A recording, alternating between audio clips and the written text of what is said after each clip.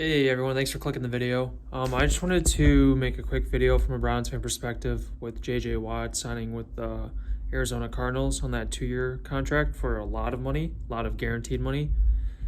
Coming from a Browns fan angle, I'm kind of surprised by his decision. I'm not necessarily surprised that he didn't choose the Browns, but I'm kind of surprised that this name came out of nowhere and no one in the national media even really predicted.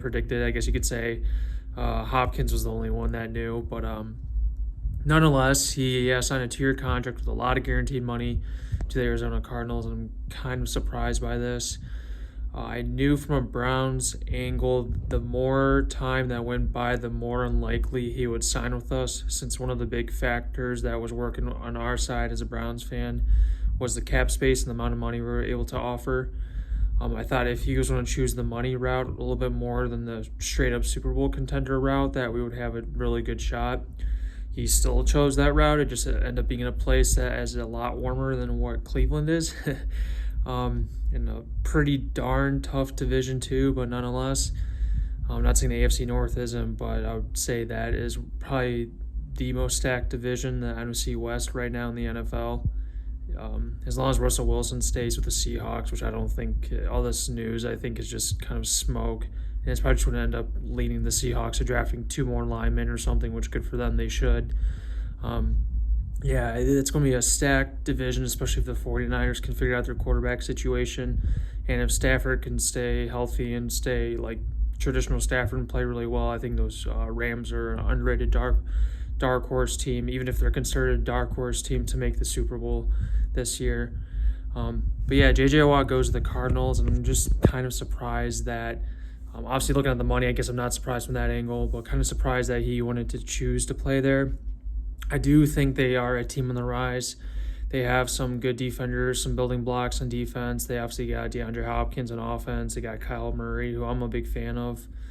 Kyler Murray is one of, I think, the more underrated quarterbacks in the NFL, actually. He's a younger quarterback that kind of gets overlooked just because of performances from guys like Lamar Jackson, Justin Herbert, but I would say that Kyler Murray has kind of been a little bit more, I don't know, he kind of shows a little bit more of, I think, sustainability with his quality of play from my perspective than some other QBs, especially with the Cardinals not having the greatest offense yet. I know they have, like I said, some weapons. They got Larry Fitz still too, but I don't know. I'm just a fan of him, and I'm kind of surprised that he, like I said, chose Arizona, but good for them. I think that's going to be a stacked division moving forward, that whole NFC West.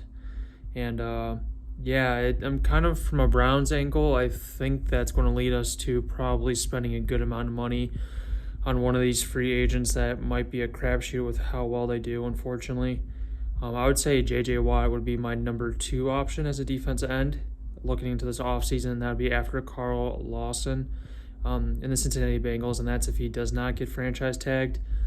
I know Mary Kay Cabot and some other reporters are saying that if we don't sign J.J. Watt, which we didn't, that we might be interested in guys like Von Miller for some pass rush or some more veteran guys, which I guess, I don't know. That ends up being the same issue if you're against J.J. Watt, same reasonings because of the injury history and you're a little bit older, especially for a younger team in the rise. So I'm kind of mixed feelings, torn about that. I think he does have some gas in the tank, but it depends on what price again. At that current contract that J.J. Watt got, I would say as a Browns fan, that would be borderline too much, for my opinion, for paying for him.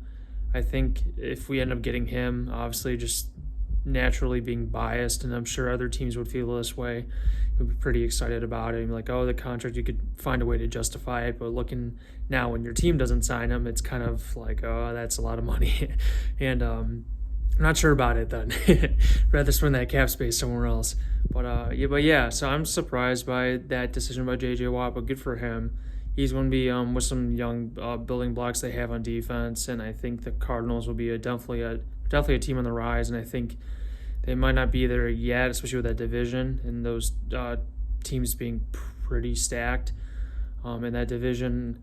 And the NFC being a little bit top-heavy too. I don't know if they'll be doing anything crazy this upcoming season, but I do think that they're in the right direction, and adding him will certainly help with that.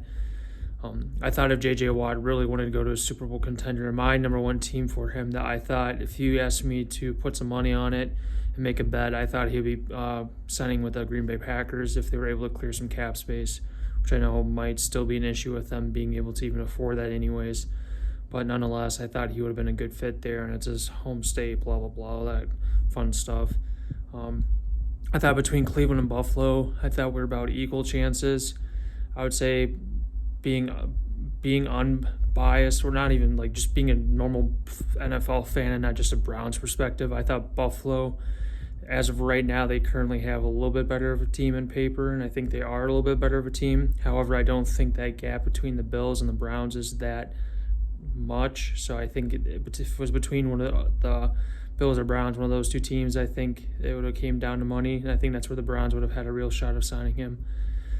But nonetheless, as a Browns fan, we move on. It's pretty cool to see that he was supposedly even, honestly, that interested in us, which is sad to say, but that's a big win for us as Browns fans. It's a step in the right direction. Sometimes the greatest transactions, too, are the ones that never happened. Automatically think of A.J. McCarron, that trade failing. I think this has a potential to be that situation if he does get injured. I really hope he doesn't, because he seems like he's a genuinely good dude. And when he's at his best and he's healthy, he clearly is one of the best in the NFL. So I wish him the best at Arizona. But nonetheless, as a Browns fan, we got to move on. Got to look to free agency, it looks like. Probably spend a decent amount of money on that opposite end of Myles Garrett. So we'll see what Andrew Berry might have in mind and go from there. But yeah, thanks for watching, everyone, and I'll talk to you later.